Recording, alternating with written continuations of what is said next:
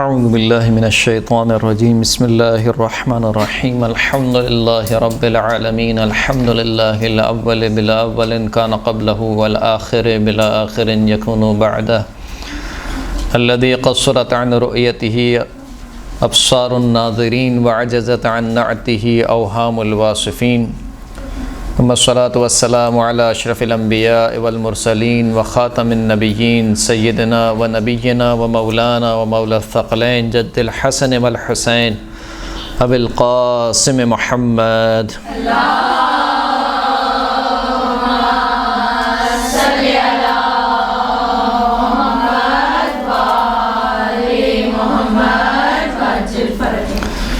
وعلى آلہ الطیبین الطاہرین المعصومین الذین اذهب اللہ عنہم الرجس وطہرہم تطہیرا صلی اللہ علی محمد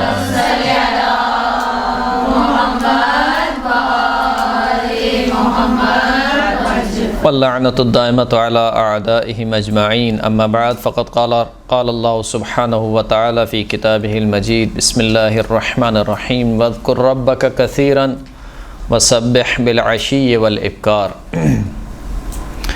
خداوند کریم اپنے حبیب کو حکم دے رہا ہے اس آیت میں واذکر ربک کثیرا کہ اپنے پروردگار کو کثرت سے یاد کرو، وسبح بالعشی والابکار اور صبح و شام اللہ کی تسبیح کرو۔ تسبیح کا وہ موضوع ہے جو قرآن مجید کی کئی آیات میں بیان ہوا ہے۔ تسبیح کا مطلب کیا ہے؟ تسبیح کا مطلب یہ ہے کہ خداوند کریم کو ہر عیب سے منزہ کرنا، یعنی جو بھی عیب ہے جسے ہم عیب سمجھتے ہوں یا عیب نہ سمجھتے ہوں، جو چیز بھی در حقیقت عیب ہے خداوند کریم ہر عیب سے پاک اور منزہ ہے۔ یعنی جب ہم کہتے ہیں کہ سبحان اللہ کا مطلب کیا ہے؟ یعنی خداوند کریم ہر عیب سے پاک ہے، منزہ ہے، اس میں کوئی عیب نہیں ہے۔ کیوں عیب نہیں ہے؟ اس لیے کہ خدا کی ذات کمال مطلق ہے۔ کمال مطلق یعنی محض کمال ہے، محض کمال ہے، لہٰذا عیب اس کی ذات میں تصور ہی نہیں ہو سکتا۔ جس کی ذات میں کوئی عیب پایا جائے اس کا مطلب یہ کہ اس میں کچھ کمی ہے، اس میں کوئی چیز نہیں ہے، اور خدا میں کسی چیز کی کمی نہیں ہے۔ کمی کا تصور نہیں ہے خدا کی ذات میں، وہ عین وجود ہے، عدم نہیں ہے اس کی ذات میں۔ خدا کی ذات عین وجود ہے۔ آپ کہیں کہ مثال کے طور پر مجھ میں شجاعت ہے مگر سخاوت نہیں ہے، سخاوت ہے مگر خطابت نہیں ہے، خطابت ہے مگر شعر نہیں پڑھنے آتے، تو کچھ ہے اور کچھ نہیں ہے، درست ہے؟ لیکن خدا کی ذات عین وجود ہے، عین کمال ہے، لہذا تسبیح کرو خداوند کریم کی صبح و شام۔ کئی آیات میں اس کا ذکر ہوا، ان الذین عند ربک لا یستکبرون عن عبادتہ ویسبحونہ ولہ یسجدون۔ وہ لوگ جو تیرے پروردگار کے حضور ہیں وہ اللہ کی عبادت سے تکبر نہیں کرتے، یعنی ملائکہ اللہ کی عبادت سے سرپیچی نہیں کرتے، انسان ہے جو اللہ کی عبادت سے منہ موڑتا ہے۔ وَيُسَبِّحُونَهُ اور اللہ کی تسبیح کرتے ہیں وہ ملائکہ، وَلَهُ يَسْجُدُونَ اور فقط اللہ کے آگے ہی سجدہ ریز ہوتے ہیں۔ فَسَبِّحْ بِحَمْدِ رَبِّكَ وَكُن مِّنَ السَّاجِدِينَ، اے ہمارے حبیب اپنے پروردگار کی حمد کے ساتھ اس کی تسبیح کر، وَكُن مِّنَ السَّاجِدِينَ اور سجدہ کرنے والوں میں سے ہو جا۔ یعنی کئی آیات میں خود رسول خدا کو حکم دے رہا ہے خداوند کریم، اور یہ کوئی ایسا حکم نہیں ہے کہ جسے ہمارے یہاں محاورہ کہا جاتا ہے کہ بولو بیٹی کو تاکہ بہو سنے، صحیح؟ یا مثال کے طور پر کہو دیوار کو، اور ایسی کچھ محاورہ ہے بہرحال۔ تو یہ ایسا نہیں ہے کہ خداوند کریم مسلمانوں سے کروانا چاہتا ہو اور رسول اللہ کو حکم دے رہا ہو، نہیں، یہ باقاعدہ خود رسول اللہ کے لیے حکم ہے، جیسے کہ ارشاد ہوا فاصبر علی ما یقولون، اے ہمارے حبیب جو یہ کفار و مشرکین تیرے بارے میں کہتے ہیں ان پر صبر کرو۔ وسبح بحمد ربک قبل طلوع الشمس وقبل غروبها، اور اپنے پروردگار کی حمد کے ساتھ تسبیح کرو طلوع شمس سے پہلے، سورج طلوع ہونے سے پہلے اور سورج غروب ہونے سے پہلے۔ ومن آناء اللیل، اور رات کے پہر میں، فسبح واطراف النہار، پس رات کے پہر میں اللہ کی تسبیح کر، اور اطراف النہار، اور دن کے مختلف اوقات میں اللہ کی تسبیح کر، لعلک ترضی، کہ شاید تم اللہ کے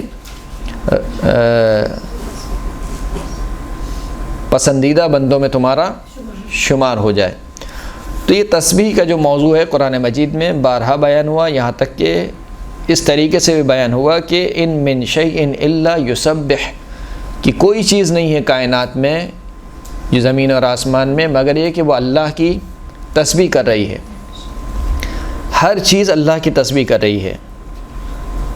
اور جب کسی نے سوال کیا کہ کیسے ممکن ہے کہ ہر چیز اللہ کی تسبیح کر رہی ہو، تو خداوند کریم نے جواب دیا کہ لا تفقہون تسبیحہم، تم اس کی تسبیح کو نہیں سمجھ سکتے۔ یعنی مثال کے طور پر ہماری کائنات، جس کائنات میں ہم رہ رہے ہیں، اس میں مومن بھی ہیں، اس میں کافر بھی ہیں، تو کافر تو اللہ کو ہی نہیں مانتے، تو وہ تسبیح کیسے کر رہے ہیں؟ یا مثال کے طور پر یہ بے جان چیزیں، یہ مائک ہے، یہ گھڑی ہے، یہ انگوٹھی ہے، یہ ٹیبل ہے، کرسیاں، یہ کیسے تسبیح کر رہی ہیں؟ تو کہا کہ لا تفقہون تسبیحہم، یہ تسبیح کر رہی ہیں لیکن تم سمجھ نہیں سکتے۔ اچھا، تم سمجھ نہیں سکتے کا مطلب کیا ہے؟ یعنی یہاں پر باب علم بند ہو گیا ہمارے اوپر۔ اب کوئی یہ نہ سمجھے کہ نہیں اگر کوئی سمجھا دے گا تو ہم سمجھ جائیں گے، کہا نہیں، تم میں صلاحیت ہی نہیں ہے سمجھنے کی، نہیں سمجھ سکتے تم، لہذا اس چیز کے پیچھے مت جانا کہ کیسے تسبیح کر رہے ہیں۔ بس ہم نے کہہ دیا کہ تسبیح کر رہے ہیں، اتنا کافی نہیں ہے، یعنی کیا خدا کا کہہ دینا کافی نہیں ہے کہ تسبیح کر رہے ہیں؟ تسبح له السماوات السبع والارض ومن فیہن وان من شیء الا یسبح بحمدہ، جو چیز بھی 7 آسمانوں میں اور زمین میں ہیں وہ اللہ کی تسبیح کر رہی ہے۔ تسبحو کا مطلب کیا ہے؟ یعنی مسلسل حالت تسبیح میں ہے، یعنی ایک آن کے لیے بھی تسبیح منقطع نہیں ہوتی ہے، مسلسل حالت تسبیح میں ہے۔ وَإِن مِّن شَيْءٍ إِلَّا يُسَبِّحُ بِحَمْدِهِ، کوئی ایسی چیز نہیں ہے مگر یہ کہ وہ اللہ کی حمد کے ساتھ اس کی تسبیح کرتی ہے۔ وَلَكِن لَا تَفْقَهُونَ تَسْبِيحَهُمْ، لیکن تم ان کی تسبیح کو نہیں سمجھ سکتے، تم کائنات کی تسبیح کو نہیں سمجھ سکتے۔ أَلَمْ تَرَ أَنَّ اللَّهَ يُسَبِّحُ لَهُ مَنْ فِي السَّمَاوَاتِ وَالْأَرْضِ وَالطَّيْرِ صَافَّاتٍ كُلٌّ قَدْ عَلِمَ صَلَاتَهُ وَتَسْبِيحَهُ وَاللَّهُ عَلِيمٌ بِمَا يَفْعَلُونَ، کیا تم نے نہیں دیکھا کہ جو چیز بھی آسمانوں میں اور زمین میں ہے وہ اللہ کی تسبیح کر رہی ہے، اور جو پرندے جو پروں کو پھیلائے ہوئے ہیں یہ بھی اللہ کی تسبیح کر رہے ہیں۔ ہر شخص یعنی ہر چیز ان میں سے اپنی صلات کو بھی جانتا ہے اور اپنی تسبیح کو بھی جانتا ہے، یعنی اپنی نماز کو بھی جانتا ہے، اپنی تسبیح کو بھی جانتا ہے، اور خداوند کریم جو یہ کام انجام دیتے ہیں اس سے باخبر ہے۔ تو آسان نیکیوں کا ہمارا موضوع چل رہا تھا، ان آسان نیکیوں میں سے آج کے دن کی جو دوسری نیکی ہے وہ ہے تسبیح۔ کیا ہے؟ تسبیح کرنا، سبحان اللہ کہنا، یہ تسبیح ہے۔ اللہ کو ہر عیب سے منزہ جاننا اور اس کے کمال کا اعتراف کرنا، اس کے کمال کو بیان کرنا، اسی کا نام کیا ہے؟ تسبیح ہے۔ جیسے کہ ہم نے عرض کیا کہ ہم نے بیان کیا کہ خود رسول خدا کو خداوند کریم نے حکم فرمایا ہے کہ دن کے کئی اوقات میں اللہ کی تسبیح کریں، اور ہمارے لیے یہ کام بہت آسان کر دیا کہ 5 وقت کی اب نماز پڑھتے ہیں، نماز پڑھنے کے فوراً بعد بغیر کلام کیے اور بغیر پہلو بدلے کیا پڑھیں؟ تسبیح فاطمۃ الزہرا سلام اللہ علیہا۔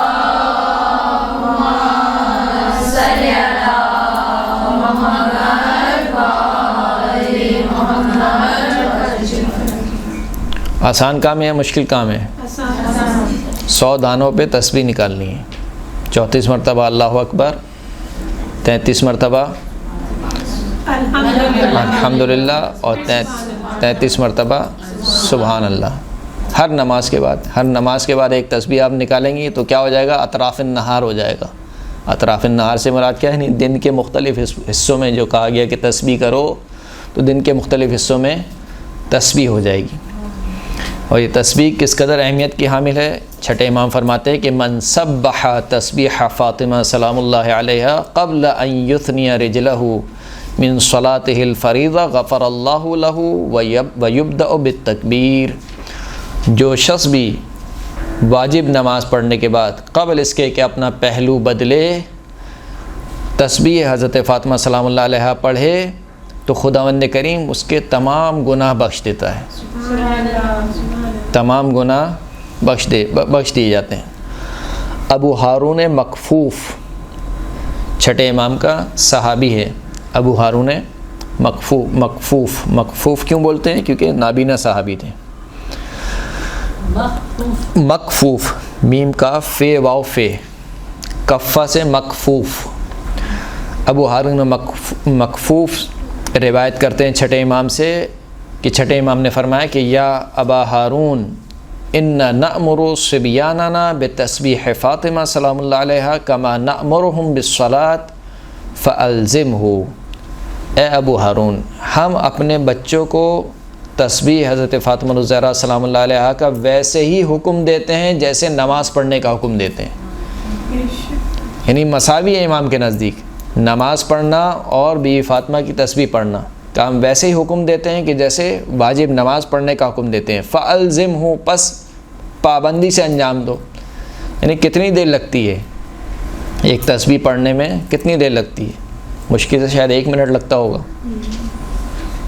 وہ بھی بہت زیادہ کہہ دیا میں نے۔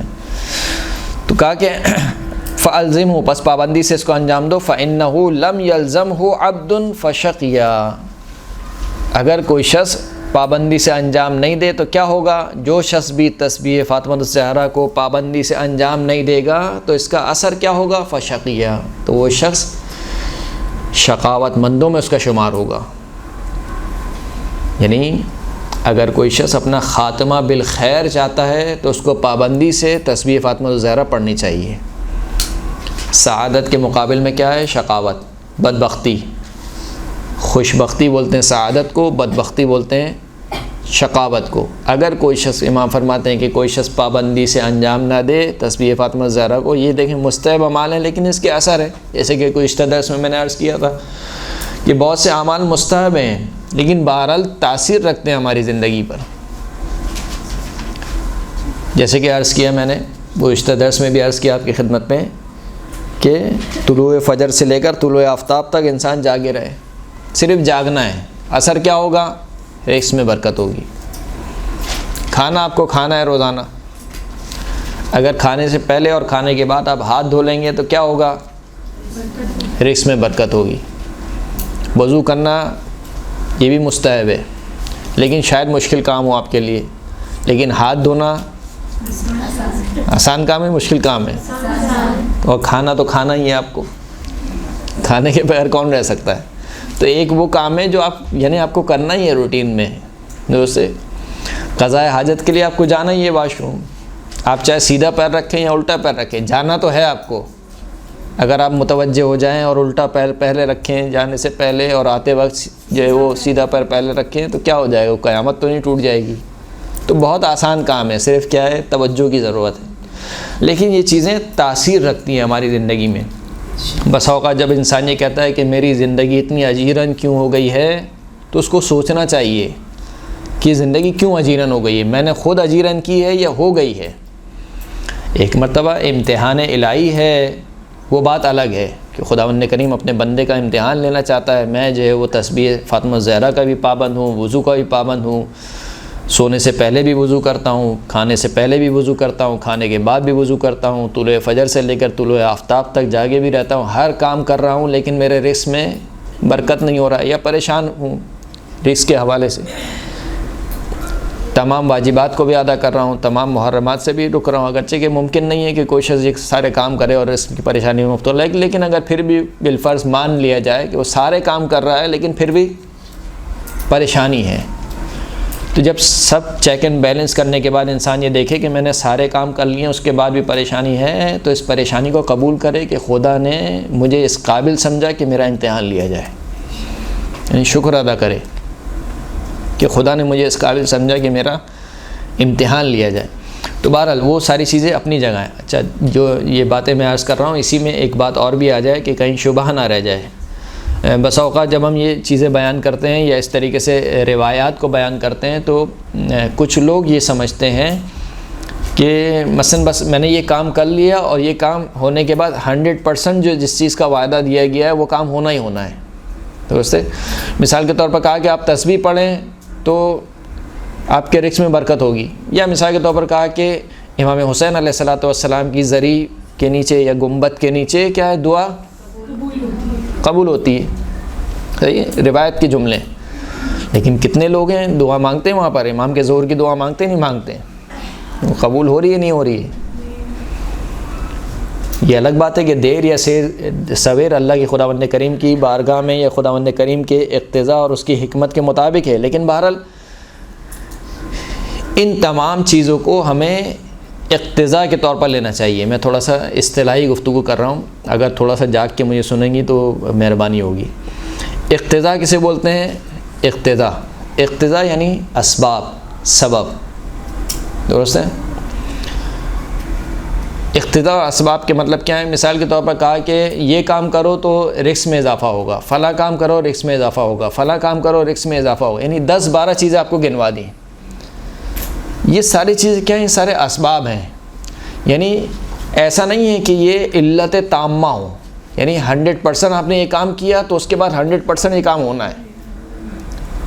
صحیح ہے؟ ماچس آپ جلاتی ہیں، جیسے آپ رگڑیں گی آگ لگ جائے گی، درست ہے؟ اس کا تقاضا یہ ہے کہ جیسے آتش گیر مادہ کسی چیز پہ رگڑا جائے آگ لگ جائے گی، لیکن شرط کیا ہے؟ شرط یہ ہے کہ آگ ایسی چیز کو لگے کہ جو آگ لگنے والی ہو۔ یعنی مثال کے طور پر کوئی شخص آپ سے کہے کہ میں نے ماچس جلائی تھی اور مثال کے طور پر پانی میں آگ نہیں لگی، تو بھائی پانی میں آگ لگ ہی نہیں سکتی ہے، یعنی اس میں صلاحیت نہیں ہے، درست ہے؟ شاید گفتگو مشکل ہو گئی، میں سمجھانا یہ چاہ رہا ہوں کہ یہ جتنے بھی کام آپ کی خدمت میں عرض کیے جا رہے ہیں یہ سب کے سب اسباب میں سے ہیں۔ یہ سب کے سب کیا ہیں؟ اسباب میں سے ہیں۔ یہ سارے کام ماتحت ہیں اللہ کی مشیت کے، یعنی اگر اللہ چاہے گا تو آپ کا یہ کام ہوگا، اللہ نہیں چاہے گا تو یہ کام نہیں ہوگا۔ خداوند کریم نے بیان ضرور کیا ہے۔ اچھا، اس کا یہ مطلب نہیں ہے کہ آپ کی نیکی ضائع ہو گئی، یعنی ایک شخص نے مثال کے طور پر پوری زندگی جب بھی کھانا کھایا وضو کیا اور کھانے کے بعد بھی وضو کیا، لیکن اس کے رزق میں اضافہ نہیں ہوا، بالفرض نہیں ہوا، تو کیا اس کی نیکی ضائع ہو گئی؟ نیکی ضائع نہیں ہوگی اس کی۔ ان اللہ لا یضیع اجر المحسنین، خداوند کریم نیک کام کرنے والوں کے اجر کو ضائع نہیں کرتا۔ دعا کے بارے میں بھی یہ کہا کہ مسلسل دعا کرتے رہو، یا تو تمہاری دعا یہیں پہ قبول ہو جائے گی دنیا میں، یا پھر اس کا نعم البدل تمہیں آخرت میں ملے گا۔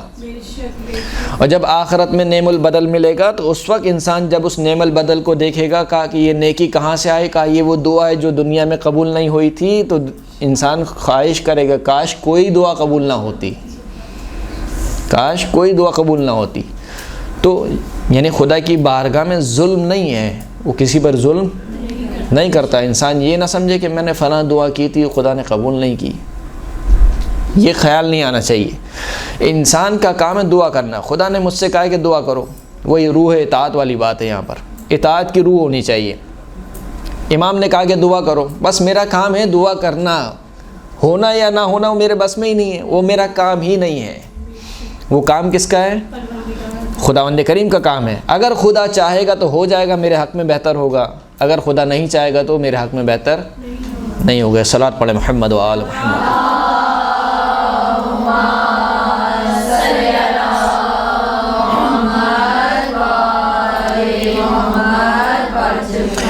محمد ابن مسلم 5ویں امام سے روایت کرتے ہیں کہ من سبح تسبیح فاطمہ ثم استغفر غفر له وهي 100 باللسان و 1000 فی المیزان وَتُطْرِدُ الشَّيْطَانَ وَتُرْضِي الرَّحْمَنَ۔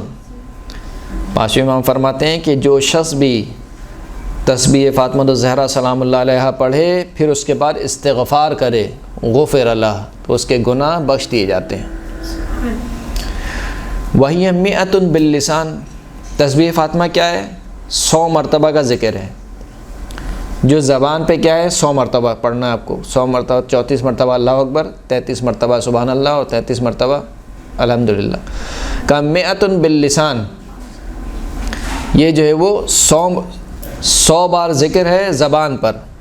وَأَلْفٌ فِي الْمِيزَانِ، لیکن ترازو میں یہ جب رکھی جائے گی تو 100 بار کے برابر نہیں ہوگی، 1000 بار کے برابر ہوگی۔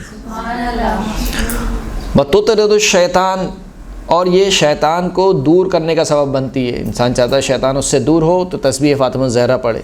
وَتُرْضِي الرَّحْمَنَ، اور یہ تسبیح وہ تسبیح ہے کہ جو اللہ کو راضی کرتی ہے، شیطان کو دور کرتی ہے اور اللہ کو راضی کرتی ہے۔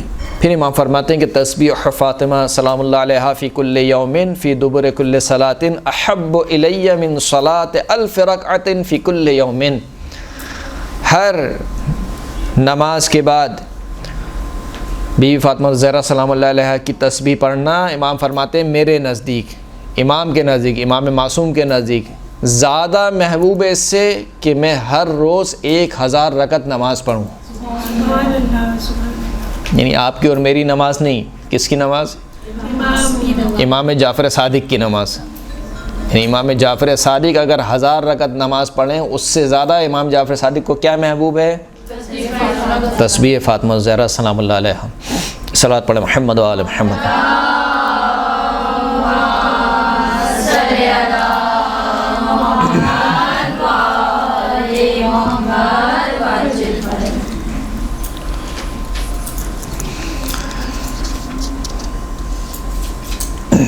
رسول اللہ صلی اللہ علیہ وآلہ وسلم سے روایت ہے کہ فرماتے ہیں کہ یقول احدکم اذا فرغ من صلاته سبحان اللہ والحمد للہ ولا الہ الا اللہ واللہ اکبر 30 مرہ، اگر کوئی شخص نماز پڑھنے کے بعد سبحان اللہ والحمد للہ ولا الہ الا اللہ واللہ اکبر پڑھے، یعنی تسبیحات 4، یہ 4 تسبیح ہیں، سبحان اللہ 1 تسبیح، الحمدللہ 2 تسبیح، لا الہ 3 تسبیح، واللہ اکبر 4 تسبیح، اس میں سے تسبیحات 4، اگر 30 مرتبہ تسبیحات 4 پڑھے، ہن یدفعن الہدم والغرق والحرق، تو یہ تسبیح اس کو منہدم ہونے سے بچائیں گی، اس کو پانی میں غرق ہونے سے بچائے گی، اس کو جلنے سے بچائے گی، وتردی فی البئر، کنویں میں گرنے سے بچائے گی، واقل السبع، کسی درندے کے کھانے سے اس کو بچائے گی، ومیتۃ السوء، بری موت سے اس کو بچائے گی، والبلیۃ التی نزلت علی العبد فی ذلک اليوم، اور اس دن جو اس بندے پر مصیبت نازل ہونے والی تھی اس مصیبت سے اس بندے کو بچائے گی۔ کیا کرنا ہے نماز کے بعد؟ کیا کرنا ہے؟ تسبیح فاطمہ زہرا کے بعد 30 مرتبہ تسبیحات 4 پڑھنا ہے، درست ہے۔ اب اگر پڑھنے کے بعد بھی کوئی شخص مصیبت میں مبتلا ہو جائے تو یہ نہ سمجھے کہ رسول خدا نے نعوذ باللہ جھوٹ بولا تھا یا مولانا نے جھوٹ بولا تھا رسول اللہ کے نام پر۔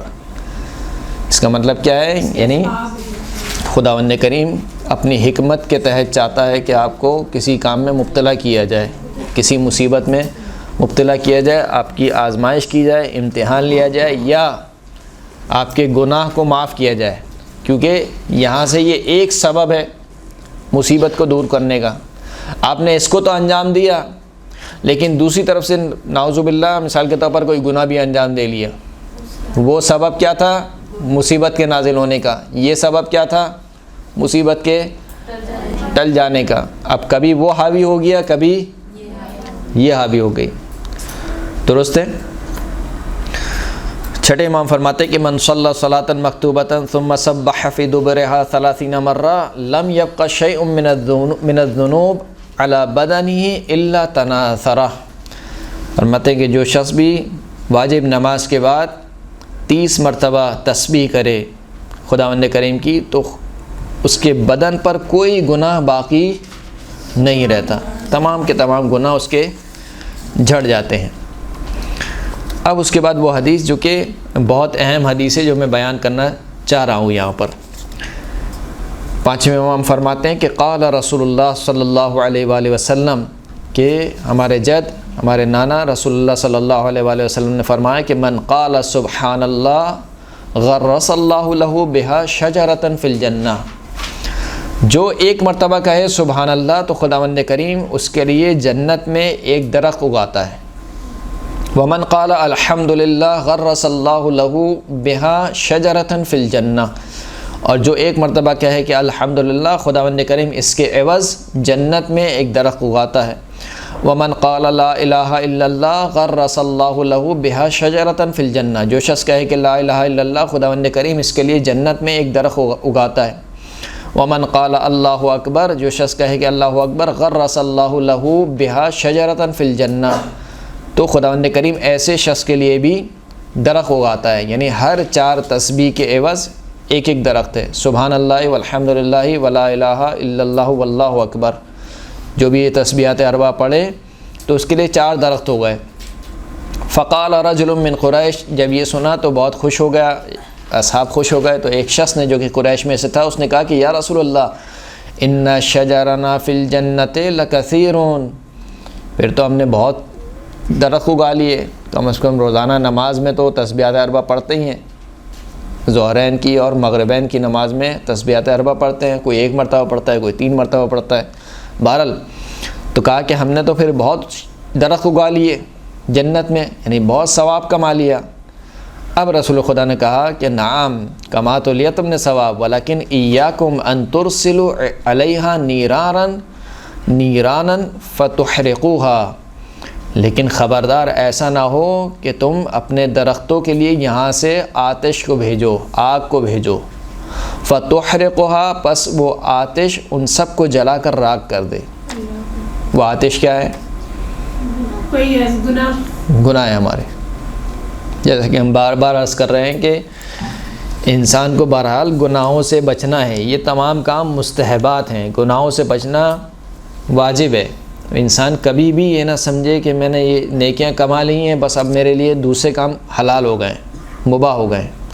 گناہ سے بچتے ہوئے یہ کام انجام دینے، گناہ سے بچتے ہوئے یہ کام انجام دینے ہیں، تو پھر انسان کے لیے یہ کام فائدہ مند ثابت ہوں گے۔ تسبیح اس قدر اہم ہے کہ چھٹے امام فرماتے ہیں کہ ما من طیر یصاد فی بر ولا بحر ولا یصاد شیء من الوحوش الا بتضییعہ التسبیح، فرماتے ہیں کہ جب بھی کسی جانور یا کسی پرندے کا شکار ہوتا ہے تو اس کی وجہ کیا ہے؟ کہ اس کی وجہ یہ ہے کہ وہ جانور یا وہ پرندہ اس دن اللہ کی تسبیح کو ضائع کر دیتا ہے، کیونکہ وہ اللہ کی تسبیح کو ضائع کر دیتا ہے، لہٰذا کسی شکاری کا شکار بن جاتا ہے، کوئی بھی جانور یا کوئی بھی پرندہ۔ تو یہ آسان کام تھا بہت کہ جو تسبیح فاطمہ الزہرا سلام اللہ علیہا کہ ہم ہر نماز کے بعد اس کو انجام دیں، اگرچہ کہ یہ کام اگر غور و فکر کے ساتھ انجام دیے جائیں تو زیادہ بہتر ہے۔ یعنی کیا مطلب غور و فکر کے ساتھ؟ یعنی جب انسان سبحان اللہ پڑھ رہا ہے تو مطلب کی طرف بھی متوجہ ہو کہ میں کیا کہہ رہا ہوں، یا الحمدللہ کہہ رہا ہے تو مطلب کی طرف بھی متوجہ ہو، ایسا نہ ہو کہ زبان پہ الحمدللہ ہو اور پھر اس کے بعد لوگوں سے شکوہ بھی کرتا رہے کہ مجھے تو خدا نے یہ کام نہیں دیا، میرے تو مثال کے طور پر یہ مشکلات ہیں، فلاں مشکلات ہیں اور میں اس مشکل میں گرفتار ہوں، تو یہ منافی ہے اس چیز کے جو وہ زبان سے ادا کر رہا ہے۔